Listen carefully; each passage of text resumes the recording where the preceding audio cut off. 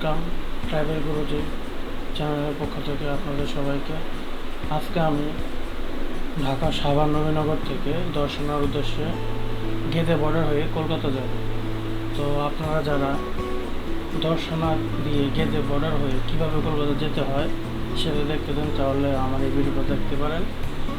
এখানে আমি আমার অভিজ্ঞতা সম্পূর্ণ আপনাদের সাথে শেয়ার করব। তো আজকে আমি নবীনগর থেকে রওনা দিব। আমার বাস রাত 12টায়। এই বাস আমাদের সকালে নিয়ে দর্শনা বাজারে নামাই দিবে। ওইখান থেকে আমরা চলে যাব দর্শনা বর্ডারের উদ্দেশ্যে। তো দর্শনা বর্ডারে যে আপনাদের সাথে আবার দেখা হবে।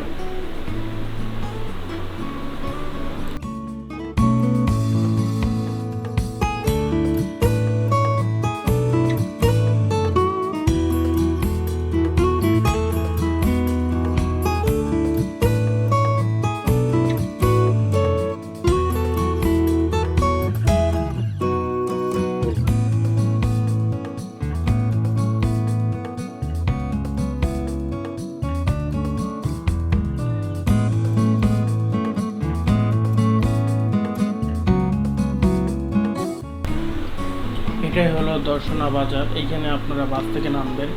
এখান থেকে ভ্যানের মাধ্যমে আপনারা চলে যাবেন জয়নগর। জয়নগর হলো আপনার দর্শনা বর্ডার। তো আমরা ভ্যানে এখন এই যে উঠলাম, ভ্যানে রওনা দিলাম। ভ্যানে একজনের ভাড়া 40 টাকা।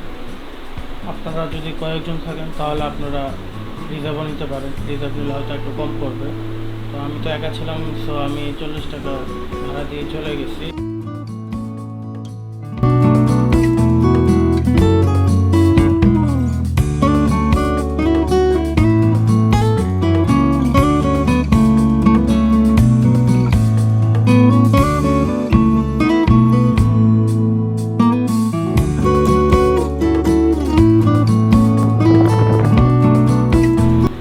এখন আমরা চলে আসলাম আপনার জয়নগর।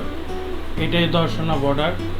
এই যে আপনার রেল লাইন দেখতেছেন, এই রেল লাইন দিয়ে মৈত্রী এক্সপ্রেস ট্রেনটা ঢাকা থেকে কলকাতা চলে যায়। তো আপনার আমাদের হাতের বাম পাশে যে মানুষগুলো দাঁড়ায় রয়েছে, এটা বাংলাদেশ কাস্টম চেকিং। এখানে আপনার চেক করা হয় ব্যাগ, লাগেজ যা আছে সব কিছু। এখানে আমরা সিরিয়ালে দাঁড়াবো। এর আগে আমরা কাস্টমসের কাজ শেষ করব, ইমিগ্রেশনের কাজ শেষ করব। ইমিগ্রেশনের কাজ বলতে আপনারা আগে থেকে ভ্রমণ ট্যাক্সটা দিয়ে আসবেন। এই বর্ডারে আপনার কোনো পোর্ট ট্যাক্স হয় না। তো আপনারা শুধু অনলাইনে ভ্রমণ ট্যাক্সটা দিয়ে আসলে আপনারা ইজিলি ইমিগ্রেশনের কাজ শেষ করতে পারবেন। আর ইমিগ্রেশনের আরেকটা কাজ, এখানে অনেক লোক আছে যারা আপনার ইমিগ্রেশনটা করে দেয়। আপনারা লোকের হেল্প নিতেও পারেন, নাও নিতে পারেন, এটা আপনাদের সম্পূর্ণ ব্যক্তিগত ব্যাপার। আমি নেইনি, আমি নিজে একাই সব করছি। আপনারা একা করতে পারেন। একটু ঝামেলা, আপনার যে ইমিগ্রেশন অফিসার উনি আপনাকে হয়তো সিলটা ডিপার্চার সিল লাগাইতে একটু দেরি করবে। আপনাকে হয়তো নানা রকম প্রশ্ন করবে যে আপনি কী করে নিয়েছি, অনেক কিছু। তো আপনি যদি মজবুতভাবে দাঁড়িয়ে থাকেন যে হ্যাঁ আমার সব কাগজ ঠিক, আমি কেন পাবো না, আপনি যদি দাঁড়িয়ে থাকেন হয়তো 5-10 মিনিটের ভিতরে আপনার পাসপোর্টে সিল দিয়ে দেবে। সিল দিলেই আপনি চলে আসবেন, এসে লাইনে দাঁড়াবেন। লাইন শেষ করে কাগজপত্র চেক করে তারপর আপনি ইন্ডিয়ার দিকে হাঁটা শুরু করবেন। তো সামনে কিছুক্ষণ পরে আপনারা ভ্যান গাড়ি দেখতে পারবেন। এই ভ্যানের মাধ্যমে আপনারা যেতে পারেন অথবা হেঁটেও যেতে পারেন, সেটা আপনাদের ইচ্ছা। বাকিটুকু দেখতে থাকেন।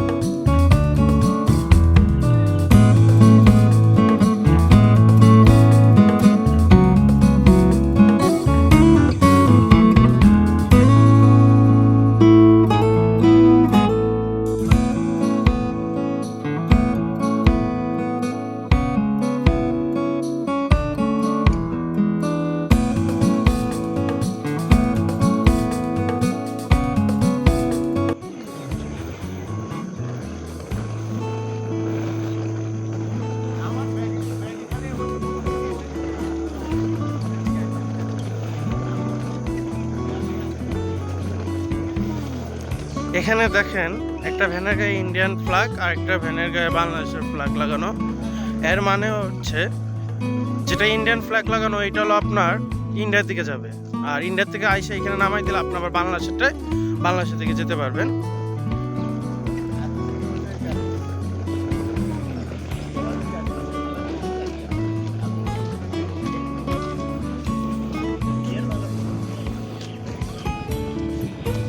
তো আপনাদেরকে অবশেষে আমরা নিয়ে আসলাম নোম্যান্স ল্যান্ডের দিকে।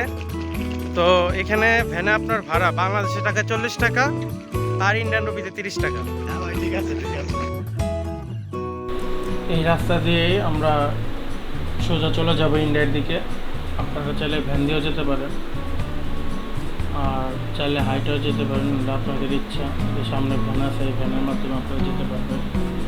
তো আমি আগেই বলছি এই ভ্যানের আপনার ইন্ডিয়ান রুপিতে 30 টাকা, বাংলাদেশে 40 টাকা। তো আমরা এখন হেঁটেই যাব, কারণ সকালবেলায় ঠান্ডা ঠান্ডা পরিবেশ, যাওয়া যায়, অসুবিধা নেই। তো দুপুরবেলায় অবশ্যই আপনারা ভ্যান দিয়ে যাবেন, কারণ রোদের ভিতরে হাঁটা সম্ভব না। অনেকটুক পথ, বাট সুন্দর।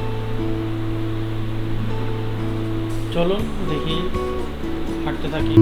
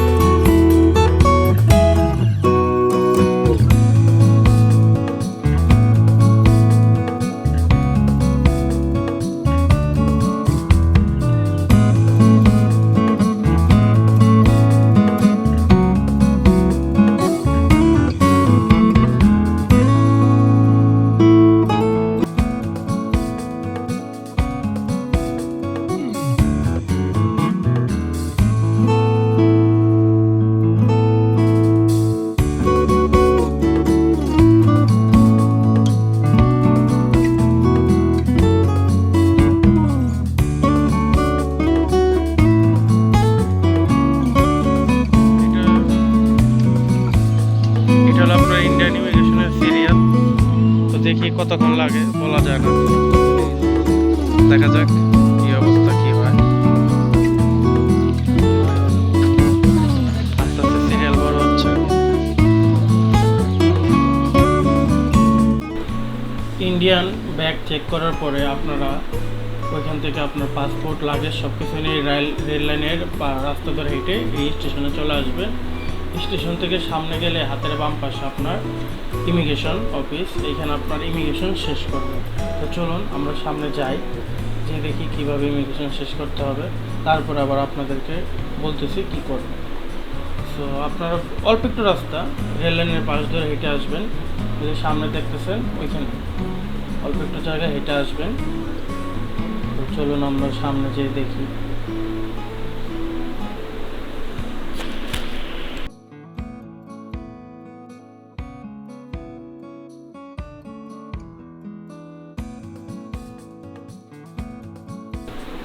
ইমিগ্রেশন শেষ করার পর আপনারা এই কাস্টমস অফিস এইখানে আসবেন, এখান থেকে একটা রসিদ দেবে কাস্টমসের, এটা নিয়ে আপনার রেল স্টেশনের প্ল্যাটফর্মে যেতে হবে। প্ল্যাটফর্মে এই রসিদ না থাকলে আপনাকে এন্ট্রি দেবে না, এই রসিদ অবশ্যই আপনাকে নিতে হবে। আর এইখানে 50 টাকার বিনিময়ে আপনার রসিদ নিতে হবে, কিছু করার নাই, আপনি 50 টাকা দিতে বাধ্য।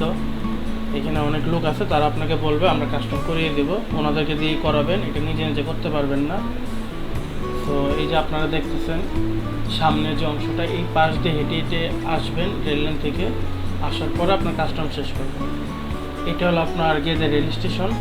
এখান থেকে আপনারা কলকাতার উদ্দেশ্যে চলে যাবেন। এখান থেকে শিয়ালদার ভাড়া 30 রুপি। আপনারা ট্রেনের টিকিটটা কাটবেন, কাটার পরে চলে যাবেন শিয়ালদার থেকে আপনার ট্যাক্সি অথবা বাসে করে চলে যাবেন নিউ মার্কেট এরিয়াতে, এখানে বাঙালিরা থাকে। তো এটা আর দেখালাম না, আসলে খুব গরম, আমি ভাবতে পারি না গরম এত পরিমাণ বেশি হবে। তো আমি যেভাবে আসছি সম্পূর্ণটুকু আপনাদের সাথে শেয়ার করলাম, হয়তো আশা করি আপনাদের উপকার হবে দেখলে।